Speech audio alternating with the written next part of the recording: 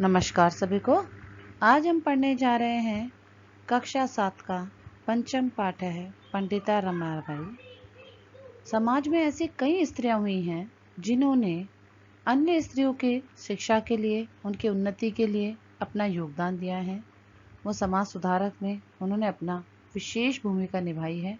उन्हीं में से एक है पंडिता रमाबाई, जिन्होंने अपना पूरा जीवन स्त्रियों की शिक्षा और स्त्रियों के उत्थान में लगा दिया। उन्हीं के बारे में आज हम इस पाठ में पढ़ने जा रहे हैं। इस पाठ में हम पंडिता रमाबाई के बारे में पढ़ने वाले हैं। रमाबाई संस्कृत और वेदों की बहुत बड़ी विदुषी थी। वह शिक्षा प्राप्त करने में स्त्रियों में सबसे अग्रणी थी। रमाबाई संस्कृत वैदुष्येण पंडिता सरस्वती इति उपाधिभ्यां विभूषिता। पंडिता रमाबाई को उनकी संस्कृत की विदुषिता के लिए पंडिता और सरस्वती इन उपाधियों से भी विभूषित किया गया था। सा 1858 तमे ख्रीष्टाब्दे जन्म अलभत। उनका जन्म 1858 सन में हुआ था। तस्याः पिता अनंत शास्त्री डोंगरे। उनके पिता का नाम अनंत शास्त्री डोंगरे तथा माता च लक्ष्मीबाई आस्ताम और माता का नाम लक्ष्मीबाई था। तस्मिन् काले शिक्षायाः स्थिति चिंतनीयाः आसीत्। उस समय रमाबाई के समय में स्त्री शिक्षा की स्थिति अत्यंत विचारणीय थी, सोचनीय थी। स्त्रीणां कृते संस्कृत शिक्षणं प्राय प्रचलितम नासीत्। स्त्रियों के लिए संस्कृत की शिक्षा प्राय प्रचलित नहीं थी। किंतु पंडित अनंत शास्त्री डोंगरे रूढ़िबद्धा धारणां परित्यज्य। पंडित अनंत शास्त्री डोंगरे ने अपनी इस रूढ़िबद्ध धारणा को छोड़ दिया। स्वपत्नीं संस्कृत अध्यापक और अपनी पत्नी को संस्कृत पढ़ाया। अपनी पत्नी अर्थात पंडित रमाबाई की माता लक्ष्मीबाई को उन्होंने संस्कृत का अध्ययन कराया। एतदर्थं रम्याः पिता समाजस्य प्रतारणम् अपि असहत। इसलिए रमा के पिता ने समाज की प्रताड़ना को भी सहन किया, क्योंकि जब उन्होंने समाज से हटकर एक स्त्री को संस्कृत की शिक्षा दी तो समाज ने उनका बहुत विरोध किया, लेकिन फिर भी उन्होंने समाज की ताड़ना को सहन किया। अनंतरम रमा अपि स्वमातुः संस्कृत शिक्षां प्राप्तवती। उसके बाद रमा ने भी अपनी माता से ही संस्कृत की शिक्षा प्राप्त की। जब उनकी माता ने संस्कृत पढ़ी तो उन्होंने अपनी पुत्री रमाबाई को भी संस्कृत की शिक्षा पढ़ाई। कालक्रमेण रम्याः पिता विपन्नः संजाता। कुछ समय बीतने पर या समय के प्रभाव के साथ रमा के पिता गरीब हो गए। उनके साथ गरीबी हो गई, उनके समस्त जो पैसा था वो समाप्त हो गया। तस्याः पितरो ज्येष्ठा भगिनी च। उसके माता और पिता, यहाँ पितरों में द्वंद्व समास है, माता च पिता च, इसलिए यहाँ दोनों है माता व पिता। और ज्येष्ठ बहिन दुर्भिक्ष पीड़िता, अकाल से पीड़ित होकर दिवंगता मृत्यु को प्राप्त हो गए। कि कुछ ऐसा हुआ कि उस समय अकाल रहा जिसकी वजह से उसके माता पिता और बहन भोजन की कमी से और अकाल से पीड़ित होकर मृत्यु को प्राप्त हो गए। तदंतरम रमा स्व ज्येष्ठ भ्रात्रा सह पदाभ्याम समग्रे भारते भ्रमणम कुर्वीत। तदंतरम उसके बाद रमा ने अपने बड़े भाई के साथ पदाभ्याम अपने पैरों से समग्रे भारते भ्रमणम कुर्वीत समस्त भारत का भ्रमण किया, अर्थात पैदल चलते हुए अपने भाई के साथ उसने भारत भ्रमण किया।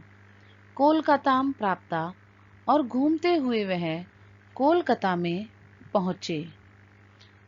तत्र सा ब्रह्म समाजेन प्रभाविता वेदाध्ययनम अकरोत्। वहाँ उन्होंने ब्रह्म समाज से प्रभावित होकर वेद अध्ययन किया और वहीं पर उन्हें पंडिता और सरस्वती की उपाधियों से विभूषित किया गया। कोलकाता के ब्रह्म समाज में ही उन्हें पंडिता और सरस्वती ये उपाधियां दी गईं।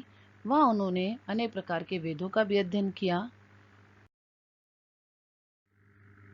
पश्चात् सा बालिकानां स्त्रीणां च कृते संस्कृतस्य वेदादिकस्य च शिक्षायै आंदोलन प्रारब्धवती। उसके पश्चात स्त्रियों के लिए वेदों और शास्त्रों आदि की शिक्षा के लिए आंदोलन प्रारंभ किया। कि सबसे पहले उन्होंने बालिकाओं के लिए, स्त्रियों के लिए संस्कृत और वेद आदि की शिक्षा के लिए आंदोलन किया। कि पहले रमाबाई ने स्वयं संस्कृत का अध्ययन किया, उसने ब्रह्म समाज से वेदों का अध्ययन किया और उसके बाद स्त्रियों के लिए भी वेदों की शिक्षा प्रारंभ कराने का आंदोलन शुरू कर दिया। 1880 तमे ख्रीष्टाब्दे सा विपिन बिहारी दासेन सह न्यायालय विवाहम अकरोत्। 1880 में उन्होंने विपिन बिहारी दास के साथ न्यायालय में जाकर शादी कर ली। सार्धेक वर्षानंतरम तस्याः पति दिवंगता। लेकिन 1.5 वर्ष के पश्चात उनके पति की भी मृत्यु हो गई, अर्थात उन्हें एक बार और कुछ बुरी परिस्थितियों का सामना करना पड़ा।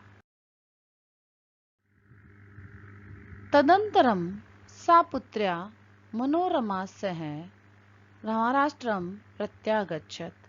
उसके बाद वह अपनी पुत्री मनोरमा के साथ महाराष्ट्र की ओर लौट आई।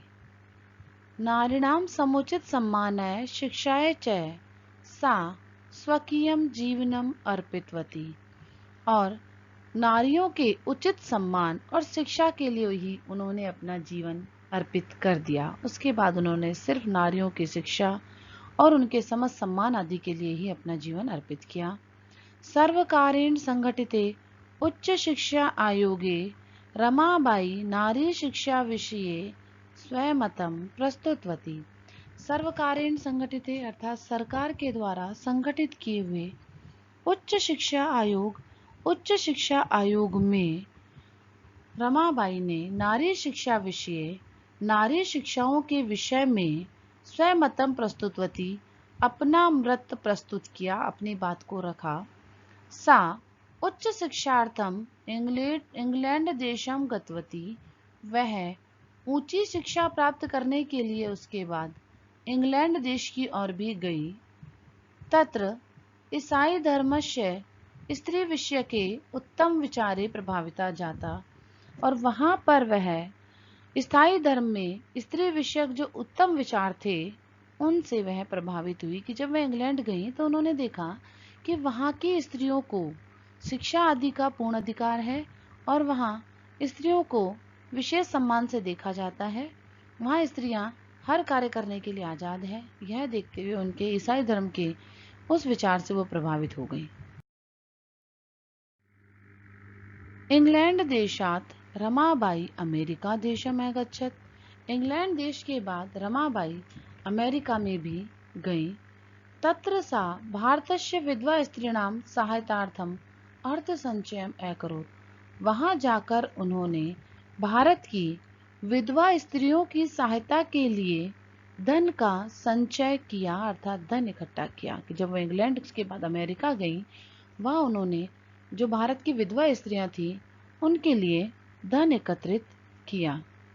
भारतम प्रत्यागतम मुंबई नगरे सा शारदा सदनम स्थापित। भारत से पुनः मुंबई नगर में आकर, अर्थात जब अमेरिका से वापस भारत की ओर मुंबई नगर में आ गई तो उन्होंने वहां पर शारदा सदन के नाम से एक संस्था या एक सदन स्थापित किया। परम इदम सदनम पुणे नगरे स्थानांतरम जातम। बाद में इस सदन को पुणे नगर में स्थानांतरित कर दिया, अर्थात मुंबई से हटाकर उसको पुणे नगर में स्थापित कर दिया।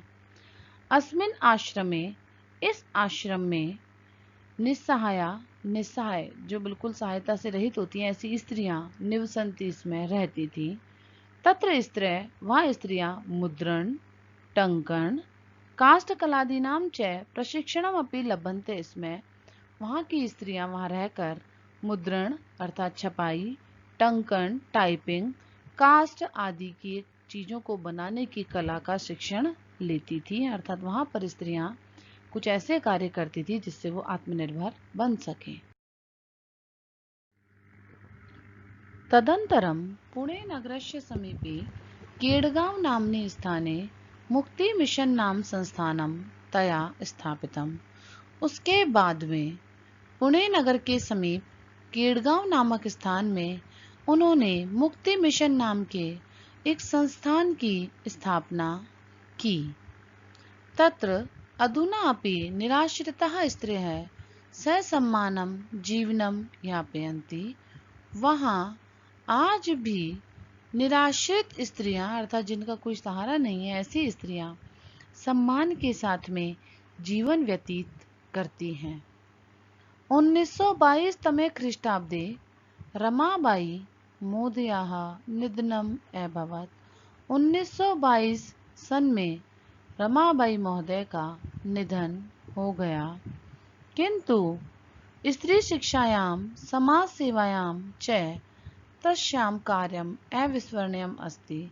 लेकिन फिर भी स्त्री शिक्षा में और समाज सेवा में उनका कार्य अविस्मरणीय है, अर्थात सदैव याद रखने योग्य है। समाज सेवायाः अतिरिक्तं लेखन क्षेत्रे अपि तस्याः महत्वपूर्णम् अवदानम् अस्ति। समाज सेवा के अतिरिक्त लेखन क्षेत्रे, लिखने में भी उनका महत्वपूर्ण योगदान है, अर्थात उन्होंने जितनी समाज सेवा की उतना ही उन्होंने लेखन कार्य भी अपने क्षेत्र में किया। स्त्री धर्म नीति हाई कास्ट हिंदू विमन इति तस्या प्रसिद्ध रचना द्वय वर्तते। उनकी दो प्रसिद्ध रचनाएं हैं, जिसमें एक है स्त्री धर्म नीति और दूसरी है हाई कास्ट हिंदू विमन। इस प्रकार ये दो रचनाएं भी उनकी प्राप्त होती हैं, जो कि स्त्री से संबंधित है, स्त्री के उत्थान के लिए हैं। तो इस प्रकार पंडिता रमाबाई ने इस प्रकार बहुत योगदान दिया स्त्रियों के प्रति, स्त्रियों की स्थिति सुधारने के लिए। और यह पाठ हमारा यहीं समाप्त होता है। धन्यवाद।